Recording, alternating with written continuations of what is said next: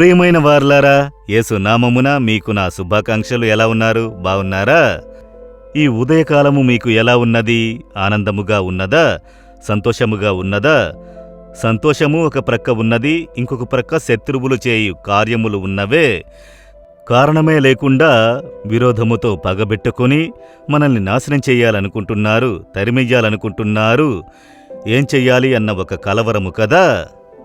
ఇది అందరూ ఎదుర్కొనే ఒక సమస్య. సాధారణమైన మనిషి నుండి ఒక దేశమును పరిపాలించు వారి వరకు సంధించే ఒక సమస్య, ఈర్ష్య కలిగిన మనుషుల వలన కలిగే పోరాటము. ఎందుకు? పరిచర్యలు కూడా ఉన్నది.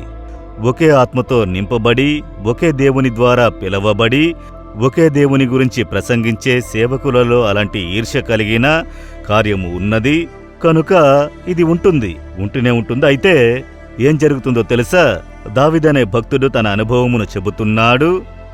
2 సమూయేలు 22వ అధ్యాయము 49వ వచనములో, నా మీదికి లేచిన వారి కంటే నీవు నన్ను ఎత్తుగా హెచ్చించుదువు, బలాత్కారము చేయి వారి చేతిలో నుండి నీవు నన్ను విడిపించుదువు.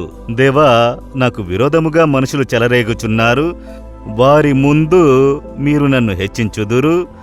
నాకు విరోధముగా లేచుచున్నారే, వారికి ముందు నన్ను హెచ్చించి బలాత్కారము చేయు మనుషుల నుండి మీరు నన్ను రక్షించెదరు. చూశారా, దావీదు జీవితంలో అలా జరిగినది. ఈర్ష్యతో దావీదుని నాశనం చెయ్యాలని లేచినారు. ఒక రాణువమే తరిమినది, ఒక రాజు తరిమారు. అయితే దేవుని చూడండి, ప్రభు ఆయన్ని హెచ్చించి ఘనపరిచి అతని మీద ఈర్ష్య కలిగిన వారు సిగ్గుపడునట్లు చేసినారట.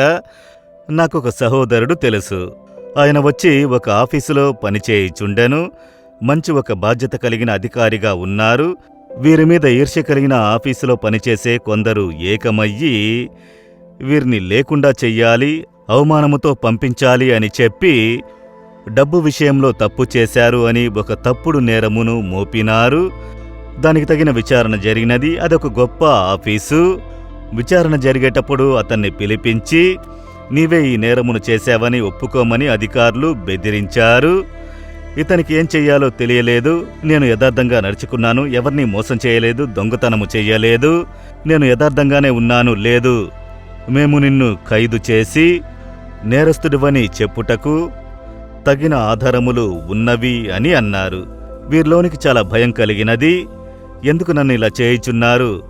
నేను వారిని ప్రేమించుచున్నాను, వారికే కీడు చెయ్యలేదే. అయితే అతనితో ఉన్నవారు అలా అనుకోలేదు. వారిలో ఈర్ష్య, అందువలన కలిగిన ఒక బాధింపు. ఏ నేరము చెయ్యకుండా బాధ కలిగితే మనసులో వేదన కలుగుతుంది. రాత్రంతా దేవుని సమూహమునకు వెళ్లి ఏడ్చినారు, దేవుని వద్దకు వెళ్లి కన్నీరు కార్చినారు.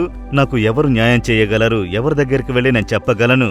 నేను అవమానముతో నిలబడ్డాను, నేరస్తునిగా నిలబడ్డాను, నన్ను నాశనం చేయుటకు చూస్తున్నారు. దేవా, నాకు సహాయం చేయుటకెవరూ లేరు అని రాత్రంతా ప్రార్థన చేశారు. ఉదయమున గొప్ప సమాధానం కలిగింది. నీ వెళ్ళు, నేను తోడుగా వస్తానని దేవుడు చెప్పారు. వీరు ఆఫీసుకు వెళ్లారు. ఒక్క రాత్రిలో పరిస్థితులు తలక్రిందులుగా మారినవి. అధికారులు చెప్పారు, నీవు నిందారహితుడవు, నిజమైన నేరస్తుడు ఎవరు కనిపెట్టాము. నీవు ఎవరిని నమ్మినావో, ఎవరు నీకు స్నేహితులుగా ఉన్నారో, ఎవరిని నువ్వు ప్రేమించావో నీతో ఉన్నవారు, వారందరూ ఏకమై చేసిన కుట్రే అని చెప్పి కనిపెట్టి వారందరూ డీప్రమోట్ చేయబడ్డారు, శిక్షింపబడ్డారు. వారందరిపైన వీరు అధికారిగా హెచ్చింపబడ్డారు. ఎలా ఉంది కదా? ఈర్ష్యతో ఆయనను నాశనం చేయాలనుకున్నారు. వారికి పైన వీరు అధికారిగా హెచ్చింపబడి వారు తగ్గించబడ్డారు. అప్పుడు దావీదుకు చేసినది ఇప్పుడు దేవుడు తన పిల్లలకు చేస్తున్నారు. మీకు చేయుదురు, మీరు ఉన్న స్థలంలో చేయుదురు.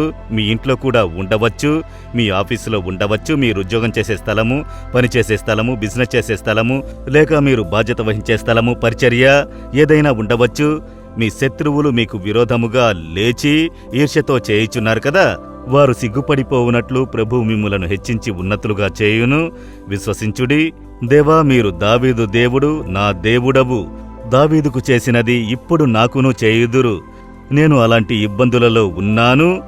నాకు విరోధంగా ఉన్నవారు లేచి అబద్ధపు కార్యములను చెప్పి నన్ను గాయపరిచి, నన్ను అవమానపరిచి వేదనపరచాలని అనుకుంటున్నారు. నీవు న్యాయాధిపతివైన దేవుడవు, న్యాయము చేయుదురు. వారికంటే నన్ను హెచ్చించి ఘనపరిచెదరు.